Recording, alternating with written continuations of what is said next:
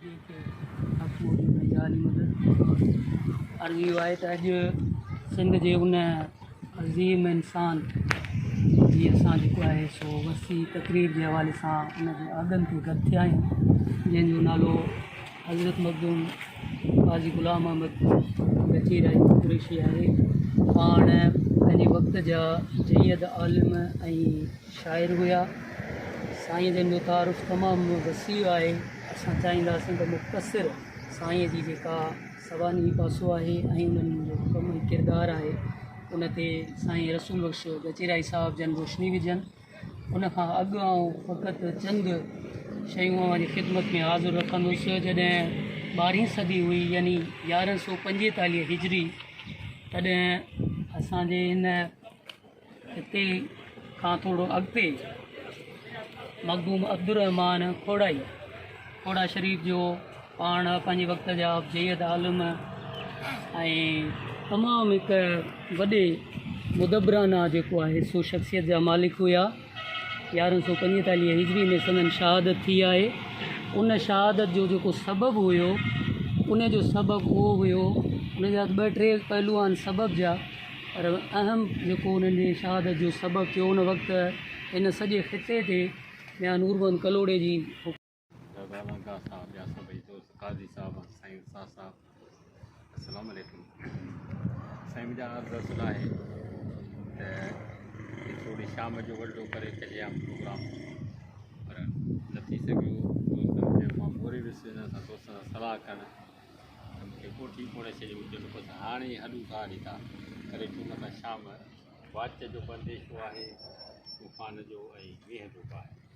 इन करे घर ई कोन, पर मां मकानो लिखियो पर उहो घरु अची वियो। दोस्तनि जे चवण ते हलियासीं हेॾे। हाणे अर्ज़ु इहो आहे त क़ाज़ी ग़ुलाम अहमद रहमतुल्लाह अलैह जन जो ख़ानदान ऐं जहां जा ख़ानदान इहे गॾिजी मुल्तान उत शरीफ़ खां आया। हिननि जी दोस्ती, हिननि जी भाइटी, हिननि जी बिरादरी बुखारा खां वठी शुरू थिए थी। सैयद अली अब्दुल मुईद मिनस्तमा जंहिंजो ख़िताबु हो सैयद अली जो, यानी जंहिंखे डायरेक्ट आसमान खां सिधी मदद पहुची, इहो लक़बु साईं जन जो पहिरें। उन खां पोइ उन जा फर्ज़ सैयद जलालुद्दीन शाह कोट बुखारी रहमतुल्लाह आया। साईं बदरुद्दीन शाह जे न्याणीअ सां शादी कयूं, उन खां पोइ उहा वफ़ात करे वरिती, ॿी न्याणीअ सां शादी कयूं, हुन मां सैयद कबीर अहमद शाह जा हुआ। उन खां पोइ बैद में वरी सैयद जलालुद्दीन शाह तवलद थिया, जिनखे मखदूम जहान जो ख़िताबु। उन जी चौथी पीढ़ी में साईं सैयद हामिद शाह, साईं जन जो वॾो असुल बुज़ुर्ग पहिरियों जेको, ऐं असांजी थोरी सोच मुताबिक़ मखदूम मोहम्मद परियल कुरैशी रहमतुल्लाह अलैह जन, उहा पंहिंजा नाता ॻंढींदा हिते गॾिजी आया। उन वक़्त में शापर वापर कान हुई, पर मोड़ो शायदि नंढो ॻोठु हुजे या न हुजे। 11वीं सदी जी ॻाल्हि आहे। छो जो हीअ शाहपुर जहां जा शाह साहबनि जो जोड़ायल आहे। पहिरियां कंहिं जोड़ायो, उहा बि रिसर्च करणी आहे। ॿियो दफ़ो जेको वरी फिटण खां पोइ वरी बसियो आहे साईं बीदल शाह जे नाले ॿुधो था, पर उहा तारीख़ अञा सॼी सारी रही। हिते अचण खां पोइ बैद में जेको आहे सो सन शादी वादी थियूं, औलाद थियो, त पहिरियों जेको सैयद असांजो सैयद हामिद शाह जो घर सैयद शाह महमूद अव्वल, हाणे उहे हलिया विया अहमदाबाद थोरो आहे। साईं हामिद शाह जन ख़ुदि जेको आहे अञा ई साईं शाह महमूद शाह तवलद ई कोन थिया त मदीने पाक हलिया विया। उन खां पोइ ॾिस पियो त वरी अहमदाबाद पढ़ो त विया, त उन जे पुठियां वरी पूरी काफ़िलो हुई। बहरहाल उहा तारीख़ पंहिंजी जाइ ते आहे। त मखदूम क़ाज़ी ग़ुलाम साहब जन ते हिन जो सॼो किसो जेको आहे क़ाज़ी महमूद परियल जो आहे, हिन जो मखदूम साहब जन गॾु अची पियो थिए। त मुंहिंजी सोच हेॾा वेंदी हुई त शाह साहबनि हिन घिराणे खे विसारियो छो आहे। जॾहिं त बुखारा खां वठी दोस्ती हली आहे, मुल्तान खां वठी दोस्ती हली आहे, उच्च शरीफ़ खां हली आहे, इहा यकी दोस्ती जॾहिं हली आहे त हीअ दोस्ती वई कान्हे। पोइ जॾहिं क़ाज़ी रसूल बख़्श जॾहिं हिन फ़ानी जहान में वफ़ात करे त मूंखे लॻो पियो त हीअ ॻाल्हि साॻी आहे, पर मूंखे दलील खपनि। त साईं बाकर शाह साहब जन आया हुते त काफ़ी पंधु आहे पोइ मेल थिए ॾेढ मेल थिए पियो पर खट सां गॾु पंध असां सां हलिया वरी पंध मोटी आया पर एॾो इज़त सां ऐं आबरूअ सां एतिराम सां हलिया जो मां वेही चेक कयो छो जो मूंखे ख़ानदान नज़र में त हुयो न त हीअ जुदा मूंखे नज़र छो पिया था अचनि जिन आहिनि हिकु पहिरियां मुंहिंजो वधीक जेको आहे तवजो थियो साईं बाकर शाह साहिब जे नाले काली रसूल जी वफ़ात ते उन बि 15-16 साल थी विया त उन बि 110 सालनि जे उमिरि में वफ़ात कई उन खां मूं पुछियो त साईं काज़ी साहिब जे विसाल जी का तारीख़ अची 16 ज़ुल्हज आहे 16 ज़ुल्हज आहे विलादत जो सन 1078 हिजरी आहे वफ़ात जे तारीख़ में तज़ाद आहे तारीख़ दान मुक़ररु न करे सघिया आहिनि बाक़ी जेके असांखे रिवायतूं मिलनि थियूं जहां जा ख़ानदान जूं थोरे हिन काज़ी कुरैशी ख़ानदान जूं त उन्हनि रिवायतुनि मुताबिक़ जेको आहे सो ॾिसिजे थो त हिननि शुरूआति खां वठी इल्मु अदब सां हिन जो वॾो चाव त मखदूम काज़ी ग़ुलाम मोहम्मद रहमतुल्लाह अलैह जन पंहिंजे पाए जा वॾे पाए जा शाइर थी गुज़रिया कलमात पहिरियां जेके मिलनि था शाइरी में सिर्फ़ु साईं मौलूद जा पाण मौजूद आहिनि अहिड़े नमूने सां मौजूदा संदन आहिनि नबी करीम अलैहिस्सलाम हिकिड़ो देव अचे थो उहो अहवाल पंहिंजो सॼो ॿुधाए थो उहो सॼो अहवाल साईं काज़ी साहिब जन सॼो शाइरीअ में चिटियो आहे त उहो देव जेको चए थो त मां आज़ादी जो बैठो आहियां हज़रत आदम अलैहिस्सलाम खे जॾहिं सदो शैतान न कयो त उहो जेको तरियो उहा बि मूंखे ख़बर आहे ऐं जॾहिं हाबील काबील खे कुठो त उहो बि मूं ॾिठो हज़रत इब्राहिम अलैहिस्सलाम सां बि गॾु रहियसि हज़रत मूसा अलैहिस्सलाम सां गॾु रहियसि सभिनी नबियुनि जा नाला वठंदो सभिनि सां रहियसि पर साईं सभिनी जी ज़बान मां ए महबूब मुस्तफ़ा तव्हांजी साराह बाबा सभु तव्हांजी साराह कंदा पिया त महबूब मुस्तफ़ा सल्लल्लाहु अलैहि वसल्लम नबी आख़िर ज़मा पैदा थींदा सभिनि वटां मां बि दुआ घुरां त मुंहिंजा मौला साईं मूंखे मार जाए न त मां महबूब मुस्तफ़ा जो दीदार कयां त उहो वरी पोइ दीदार करे थो ऐं कलमो पढ़े थो मोहम्मद मुस्तफ़ा सल्लल्लाहु अलैहि वसल्लम उहो सॼो शहर जेको आहे सो साईं काज़ी साहिब जन पंहिंजी शाइरीअ में सिंधी शाइरीअ में ऐं मूंखे अजब थो वठे त ॿिया नूरमंद कलोड़ो जेको हुयो वक़्त जो बादशाह हो जॾहिं उन खे वञी उते ख़ुदाबाद वारी मस्जिद में जेको आहे छो जो असांजे किन दोस्तनि वरी लिखी छॾियो आहे ॿिए मुंहिंजी सिंधी वारा ॿिए त उहा महमदाबाद पर महमदाबाद हिते तख़्तगाह थियो आहे 1164 हिजरी में हीउ वाक़ियो आहे 1145 जो हाणे 1145 भला साल 2 साल हेठि मथे थिए न ई त 19 सालनि खां बैदि में त साईं रज़मी शाइरी जेका आहे ऐं रज़मी शाइरी जेका तारीख़ में अचे थी त साब साईं खां अचे थी 11वीं सदी जी आख़िर आहे ऐं 12वीं सदी जी इब्तिदा आहे पोइ अॻिते हलनि था काफ़ी वक़्तु गुज़ारे छंड छाण अञा घणी जेका असां थियणी आहे ऐं न सिर्फ़ु काज़ी ग़ुलाम मोहम्मद रहमतुल्लाह अलैह जन शाइर हुआ पर संदन फर्ज़ंद काज़ी अब्दुल हादी उन जी शाइरी असांखे मिली आहे संदन औलाद मां काज़ी मोहम्मद अफ़ज़ल उन जी शाइरी असांखे मिली आहे काज़ी मोहम्मद यूसुफ वॾो जेको फर्ज़ंद हुयो काज़ी साहिब जन जो उन जी शाइरी यानी इलाही सारा ऐं किताब कुझु मिली आहे संदन साईं जन जा तसनीफ़ थियल किताब जेके आहिनि ऐं उहो के किताब जेके छपाया आहिनि के पुराणा किताब आहिनि के कीअं ऐं किथे किथे वरी हीउ जेको शहर ही मां हिते लिखायो आहे इहो डॉक्टर नबी बशीर जो बलोच जो ॿियो हिसो जेको किताब जो आहे उन में किन ॿियनि बुज़ुर्गनि जा नाला ॾिना विया आहिनि त उते यूसुफ ज़ुलैखा जो हिकिड़ो पुराणे दौर जो किताब उन ते उन मुसनफ़ में हिकिड़ी शहर लिखिया त काज़ी साहिब जा काज़ी गुनाह जा शहर शहर कढियो आहे त यूसुफ ज़ुलैखा जो किताब मां ऐं उन खां पोइ में काफ़ी बेत अचनि था ऐं काज़ी अब्दुल हादी जा बि काफ़ी शहर अचनि था काज़ी अफ़ज़ल जा बि काफ़ी काज़ी घराणो जेको ॾिसूं था त इल्मियत बि आहे हिन जो वॾो अदब आहे त अहिड़े असां जेकॾहिं जहां जा ख़ानदान खे था ॾिसूं त उन्हनि में बि इल्मु अदब तमामु घणो आहे शाइरी त ॼण को हिन जो सम्झो त वरसे में हिननि खे मिलियल आहे त उहा शाइरी उहो अदब उहो इल्मु उहा मंज़िल उहा बुज़ुर्गी पंहिंजी जाइ ते जेकॾहिं तारीख़ बुज़ुर्गी जा पढ़ूं त ई तमामु ऊचा ख़ानदान आहिनि पर इल्मु अदब जे लिहाज़ खां बि हीअ दरिया आहिनि त असां पाड़े जे पंहिंजनि अदीबनि आलिमनि क़दीम जेके आहिनि असांजा अदीब शाइर पोइ जहां जा ख़ानदान सां तालुक रखंदड़ हुजे या हिन काज़ी ख़ानदान सां तालुक रखंदड़ हुजे त हिन जो शिजरो बि मां खणी छिके वियो आहियां त अलाह साईं जी महिरबानी आहे अनवार गौसीअ में साफ़ ऐं ज़ाहिर लिखियो आहे हिन ख़ानदान जे लाइ काज़ी ख़ानदान जे लाइ त इहे जेके आहिनि सो बनी हाशिम हाणे बनी हाशिम जो शिजरो कंहिं थो मिले उनजो शिजरो वरी थो मिले वञे अमीर हब्बार रज़ी अलाह ताला सां मिले थो जेको अमीर हब्बार बिन असद बिन हाशिम उन हज़रत अब्दुल मतलब बिन हाशिम हज़रत अब्दुल्ला बिन अब्दुल मतलब बिन हाशिम हाणे इहो सिलसिलो हज़रत हाशिम रज़ी अलाह ताला रज़ी अलाह ताला सां वञी थो मिले थो हाशिम वटि हीउ ख़ानदान गॾिजी थो वञे हाणे हाशिम जो असुलु नालो जेको सो अमरू पर उनखे हाशिम हीउ सखावत जा करणु छो उनखे चयो त भई तव्हां जेको सो हाशिम आहियो हाशिम जे करे सॼी राति जो करे जो ज़मानो थींदो हो त पोइ पाण छा फरमाईंदा हुआ त मानी पचाराईंदा उनजी कुटी छाराईंदा कुटी छाराए पोइ ॿोड़ जी दिॻ लाहींदा पोइ उन कुटी ऐं ॿोड़ विराईंदा हुआ ग़रीबनि मिसकिननि या किन जो जेको आहे चवणु आहे त भई कसाबनि कलाब सां हिन जो सिलसिलो मिले थो पर अनवार गौसीअ जेको सो उन ॻाल्हि खे रद्द ॾिनो आहे त न जेको आहे सो साईं जेको आहे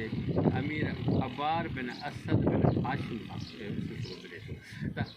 हज़रत हाशिम रज़ी अलाह ताला जी तारीख़ साॻी आहे त हज़रत कसाब बिन कलाब जी बि तारीख़ साॻी आहे त उहो बि जेको मदीने में मके में जेके ईंदा हुआ माण्हू त उन्हनि जे उहे मुसाफ़िर ईंदा हुआ या ग़रीब हूंदा हुआ मिसकिन उन्हनि खे तमामु ख़ैरात वॾी कंदा हुआ ऐं इहे 24 कलाक उनजो लंगर पियो हलंदो हुयो त हीअ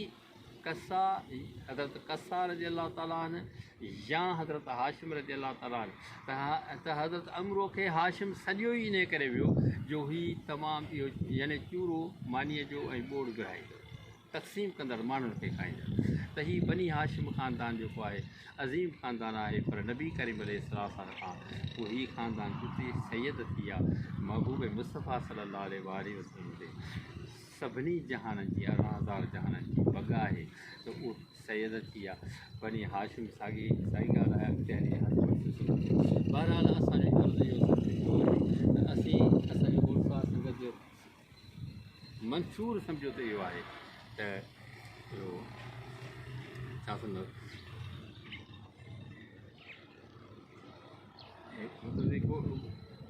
छा ॻोठ बदिजे हिकिड़ो मोहबती मेड़े ॻोठ इहो मुंहिंजो ख़ासि अर्ज़ु आहे त असां जेके अदब सां तालुक रखूं था तारीख़ सां जेके तालुक रखूं था ऐं बुज़ुर्गनि सां जेके तालुक रखूं था त उन्हनि जो पाण में मेच ऐं मुहबत जेको आहे ज़रूरी आहे असांजो पैगाम इहो ई आहे त असां जेको आहे मुहबत पाए मन में रूढ़ संजो साहु त अहिड़े नमूने सां मुहबत अंदरि में हुजे ऐं असां पंहिंजे पाण में गॾिजी सॼी करे जेकॾहिं मुहबत सां हलंदासीं त पाण ई वक़्त जो बादशाह बि असांजो हुजे सलामी त इन करे काज़ी ग़ुलाम मोहम्मद काज़ी अब्दुल हादी काज़ी मियां मोहम्मद यूसुफ या काज़ी मोहम्मद अफ़ज़ल या इन्हनि जी शाइरी इन्हनि जो अदब फारसीअ में सिंधीअ में अदब आहे शाइरी आहे उहा बि असां हथु कयूं उन्हनि खे असां छपायूं या छोजो हीअ सॼी अहिड़ा गचेरो आहे मां ईअं सम्झंदो आहियां छोजो जेको आहे ज़रदारी साहिबु बुज़ुर्ग जेको आहे हाफ़िज़ अली मुराद उहो पंहिंजे उन कौशल जे वर्क में हलंदो आहे त उहो बि उन्हनि कौशल गचेरे में आहे हेॾा लाखाट तारीख़ में अचे थो लाखाट गचेरे जो ढंग आहे त अहिड़े नमूने हीउ सॼो गचेरो उते खां पोइ शाहपुर बैद में ठही आहे त हीउ ख़ानदान जेको अचे थो पहिरियां अचे थो गचेरे में अचे थो उनजे ॿाराड़ी सां पंहिंजूं ख़ानकाऊं जेको सो क़ाइमु कनि थियूं मोरे रहमतुल्लाह उहे बि सरवती बुज़ुर्ग हुआ उन्हनि सां मुलाक़ात उन्हनि जे ख़ानदान सां मुलाक़ात थियनि था मुंहिंजे अंदाज़े मुताबिक़ त मखदूम मोहम्मद सादिक गचेराई जंहिंजा ख़ुदि किताब मिलिया आहिनि फारसीअ में ऐं उहो पाण खे गचेराई ख़ुदि लिखी वियो आहे त उन जे वार साहब उन वक़्त में जेको 11वीं सदीअ में जेको हुनजो अचनि थिए थो त उहे बि साणनि गॾु आहिनि ऐं उहे पाण गॾिजी हलनि था सैदनि जी वाक़त कराइनि था साईं कुरैशी साहिब जंहिंजे बाबा ही वॾा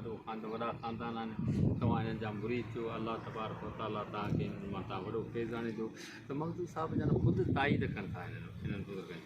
पोइ इहो आस्ते आस्ते ख़ानदान हींअर सिंध जे लिहाज़ खां साईं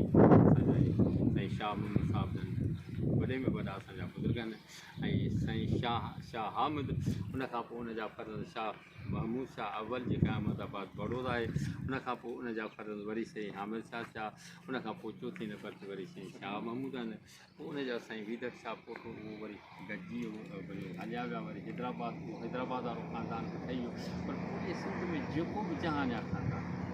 उन जो साईं जन वधीक वधार करे सघनि था, साईं शाह महमूद अव्वल आहिनि। ऐं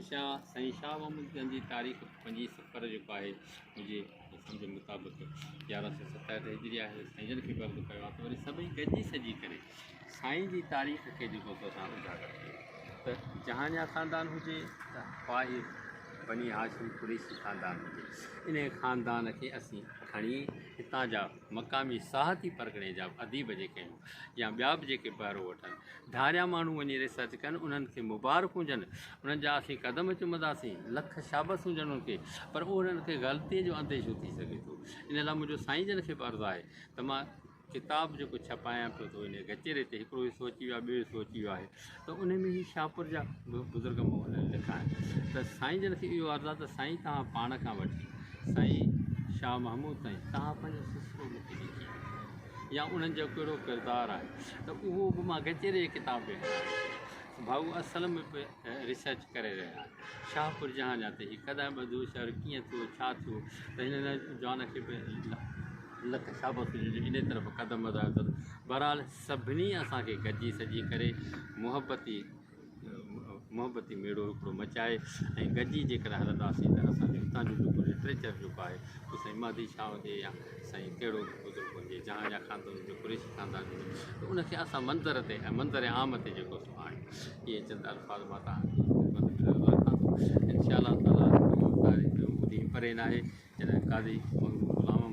या उन्हनि जे औलाद शाइरनि जी शाइरी बि छपिजी वेंदी ऐं ज़िंदगी बची वेंदी। असांखे सिंधी अदब जो बि वॾो लाचार आहे। बुज़ुर्गी पंहिंजी जाइ ते असीं सम्झबान आहियूं, उहा पंहिंजी जाइ ते, पर असांखे सिंधी अदब यानी पुराणे में पुराणो क़दीम जेको आहे अदब जो 12वीं सदी में जेको आहे उहो असांखां जेकॾहिं खसिजी वञे त इहा असांखां वरी वेदन थींदी। गॾिजी सॼी करे जेको हिन खे कमु कनि ऐं गॾिजी सॼी तॾहिं कमु कनि जॾहिं मां छॾींदासीं, अना जो मसइलो असां छॾींदासीं, हक़ीक़त खे तस्लीम कंदासीं, सच खे तस्लीम कंदासीं, त उहा असांजी सची तारीख़ जेका अची वेंदी त इनशा अल्लाह ताला त जीअं अॻियनि अदीबनि जो फ़ैसिलो थियल आहे त सिंधी ॿोली सुधरियल ॿोली, वधि में वधि सुधरियल ॿोली जेका आहे सा उहा आहे विचें हिसे, सिंध जे विचें हिसे, उहो विचुड़ो हिसो आहे साहती परगिणो। अने असीं सिंध जे भले में भली जेको आहे त मीर अली शेर खान तोहफ़तुल कलाम में ख़ुदि लिखियो आहे त मखदूम मोहम्मद हाशिम छटीह जी सिंधी, जॾहिं त उहो ॼाओ ई 12वीं सदी में आहे, पर असांजा ही जहां जा ख़ानदानी कोई बि ख़ानदानी 11वीं सदी जा काॾे था वञनि। काज़ी ग़ुलाम जी सिंधी लिखी अथनि, तोहफ़तुल कलाम में लिखियलु आहे। अहिड़े नमूने सां मखदूम इब्राहिम भट्टी हालनि वारो उनजी सिंधी लिखी अथनि, मखदूम ज़ियादीन ठटवी जी सिंधी लिखी अथनि। त हाणे इहे सभु अचनि पियूं त इहे असांजो जेको सुधरियल तबिको जो सुधरियल जेका ॿोली जेका आहे उन जे शाइरनि खे काॾे थो कयो वञे, त उन ते असांखे तहक़ीक़ करणी आहे, रिसर्च करणी आहे, उनजी शाइरी हथु करणी आहे, छपाइणी आहे, अहवाल ऐं सही अहवाल। तारीख़ जेका आहे सा अॼु तारीख़ सां वॾो ज़ुल्म, पर रही ॻाल्हि साईं रज़ा वांगुरु त तारीख़ सां उहो ज़ुल्म थियो आहे जेको इमाम हुसैन सां असांजी सिंध सां अफ़सोस सां इहो इज़हार कयो। त अचो सभई गॾिजी सॼी करे असां जेको आहे सची तारीख़ लिखूं, सची शाइरी, सची मंज़र, सचा शुजरा, इहे सभु असांखे मोहबतूं आम कजनि, नफ़रतूं ख़तमु कजनि ऐं हीअ जेके दरगाह आहिनि इहे मोहबतुनि जे पैगाम खे आम करणु हिननि जो ई मंसूर रहियो आहे। ऐं मखदूम काज़ी ग़ुलाम बुग़ाई साहब तक़रीब आहे मक़सदु इहो ई आहे त असां पंहिंजनि अहिड़नि किरदारनि खे यादि कयूं। ऐं शुक्रगुज़ार आहियां ॻोठ सुधार संगत ऐं गॾोगॾु सिंधियत बि संगत शाख मोरे जो बि जंहिं गॾियल ताउन सां अॼोके ॾींहं खे हिकिड़ो यादगार ॾींहुं क़रार ॾिनो। ऐं आख़िर में हिन सॼी महफ़िल जी जेको आहे आख़िरी कलमात चवण लाइ ऐं दुआ जी लाइ साईं महमूद शाह जन जे साईं सजाद नशीर मोहतरम साईं सैयद बाक़र अली शाह साहब खे गुज़ारिश कंदुमि त साईं जन पाण चंद अल्फाज़ बि पेश कनि ऐं आख़िर में साईं जन जे लाइ इज्तिमाही दुआ जो जेको आहे सो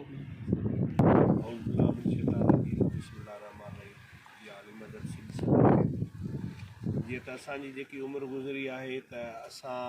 कुझु शरीफ़ वारनि खां ॿुधो आहे त ऐं किताब में बि पढ़ियो आहे त असांजो नकली सैयद आहियूं असां, ऐं असां 10 इमाम जो औलाद आहियूं। कुझु शरीफ़ वारा असांजा सजादा नशीन आहिनि। उन खां पोइ ॾाढो महमूद शाह, ॾाढो गफ़ूर शाह, जेके इहे असांजा वॾा आहिनि, ॾाढे गफ़ूर शाह जो औलाद थियो, ॾाढे महमूद शाह जो औलाद थियो। ॾाढे महमूद शाह जो औलाद साईं ॾाढो हाजी बाकर शाह हुजे, असांजो पण ॾाढो आहे। साईं सैद अली साईं वारा हुजनि, साईं महदी साईं वारा हुजनि, साईं अली कासिम शाह वारा हुजनि, साईं जनरल शाह वारा हुजनि, साईं मुस्तन साईं वारा हुजनि, जेके साईं असांजा इहे असांजा सभई सोटी सोट वारा बची। ठीकु आहे। ऐं असां कचे में रहंदा सैद भुगाई सॼा वेंदा हुआ, जीअं त भुगनि जो कोट हुयो असांजे सैदनि जा हुते 2 घर हुया, ऐं हिकु मोचन जो घर हुयो, ऐं हिकु असां वटि काज़िम जो घर हुयो।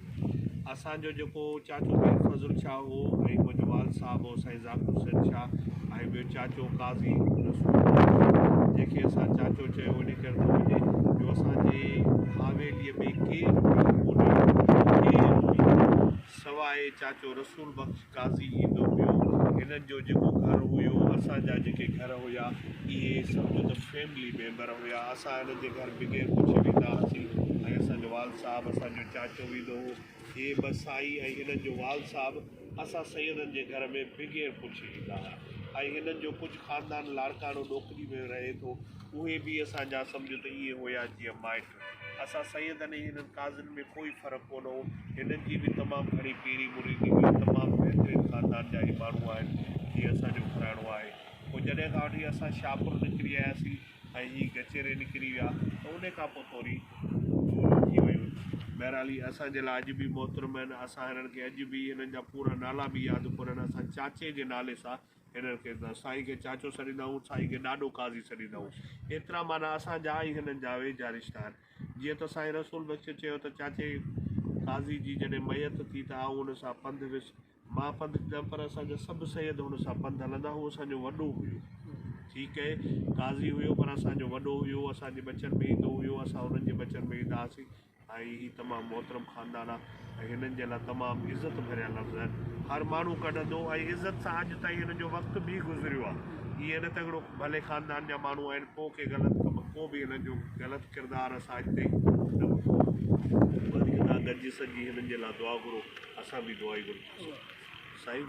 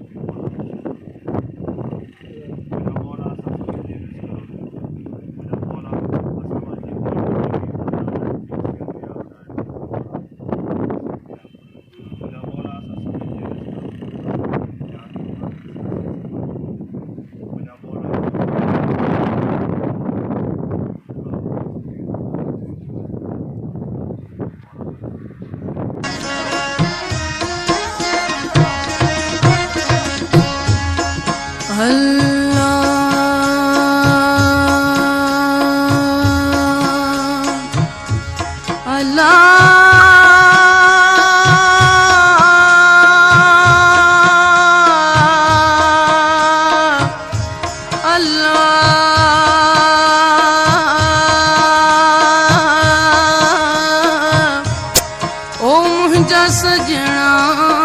शलका बाज पवई ओ नाले धनिया जे बेड़ो तार मुंहिंजो ओ नाले धनिया जे बेड़ो तार मुंहिंजो आया निंदर ने माणी आया निंदर ने माणी मुख्य आधार तुझो आहे आधार तुझो नाले अलख जे बेड़ो तार मुंहिंजो अला